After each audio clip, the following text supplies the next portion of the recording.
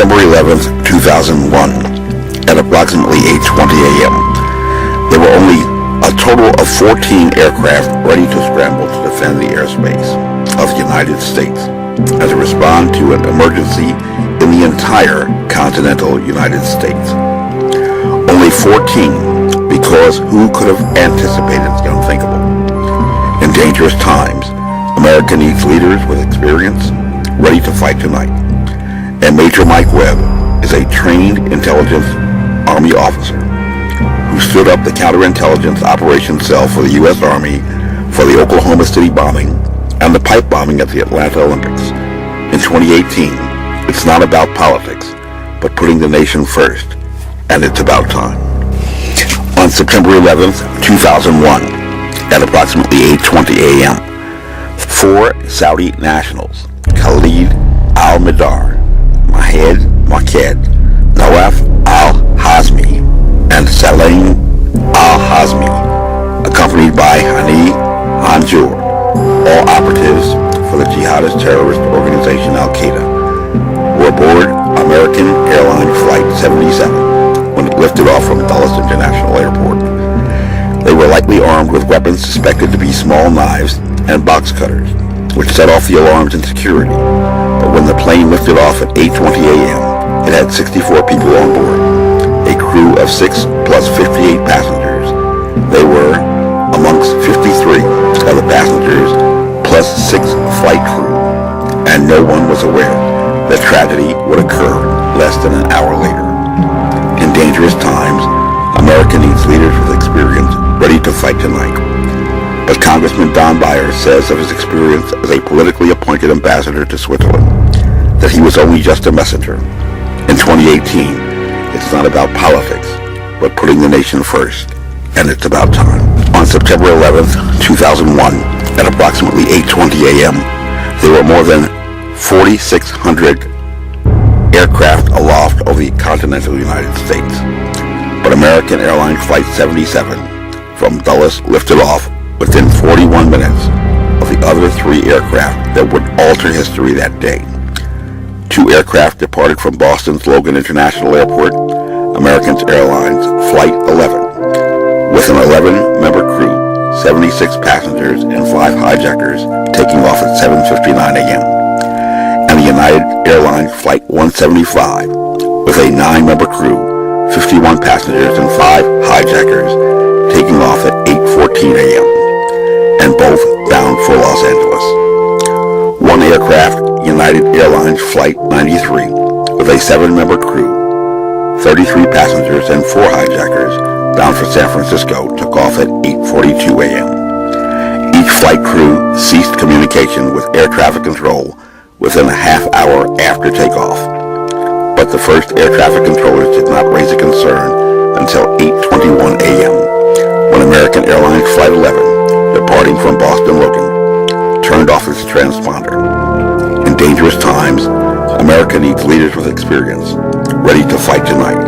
But in 4 years in Congress, Congressman Don Beyer has consistently placed partisan politics before the nation and voted against the National Defense Authorization Act. In 2018, it's not about politics, but putting the nation first, and it's about time. On September 11th, 2001, the Federal Aviation Administration did not alert the Northeast Air Defense Sector of the North American Aerospace Defense Command, or NORAD, until 8:38 a.m. But it was too late.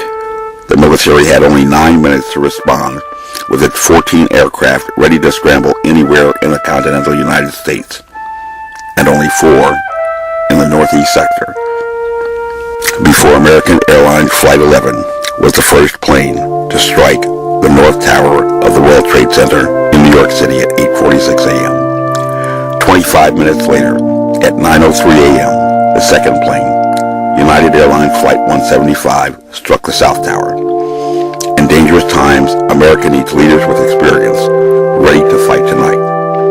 But in 4 years in Congress, Congressman Don Beyer supported the nuclear arms deal that threatened our best friend and strongest ally in the Middle East. In 2018, it's not about politics, but putting the nation first, and it's about time. On September 11th, 2001, it was not until 8:53 a.m. that the Air National Guard launched two F-15 fighter planes from Otis Air Force Base on Cape Cod, Massachusetts. And when NORAD received the alert at 9:09 a.m., they scrambled F-16s at Langley Air Force Base near Norfolk, Virginia, to intercept United Airlines Flight 93, which had departed from Newark because they believed that American Airlines Flight 11, which had departed from Dulles, was traveling south. At 9:59 a.m., the North Tower collapsed, followed by the South Tower at 10:28 a.m., killing more than 2,700 people. At 9:37 a.m., American Airlines Flight 77, after traveling all the way to Kentucky and moving back, struck the Pentagon. While at 10:03 a.m., United Airlines Flight 93 crashed in a remote area in Pennsylvania. In dangerous times, America needs leaders with experience, ready to fight tonight. But in 4 years, Congressman Don Beyer has a 100% rating from the National Iranian American Council and a 0% rating from the Center for Security Policy. In 2018, it's not about politics, but putting the nation first. And it's about time. If you want to buy a car, go to Don Beyer. But with his national security record, you would be better off even voting for the 26-year-old Captain Thomas O. Major Mike Webb has proven experience, boldness, and courage. That's what leadership looks like.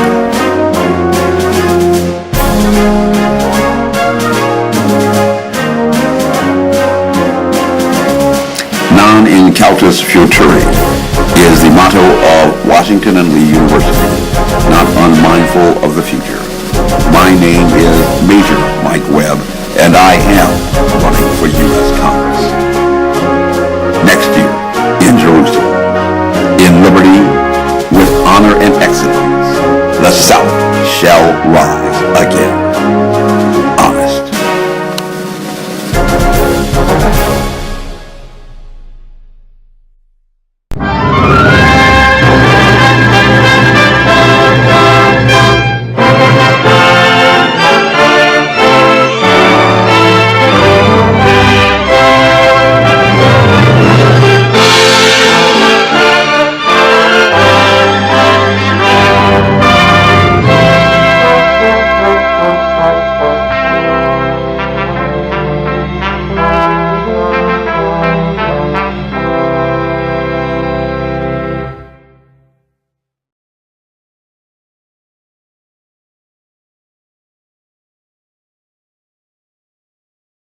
This advertisement was authorized by Mike Webb.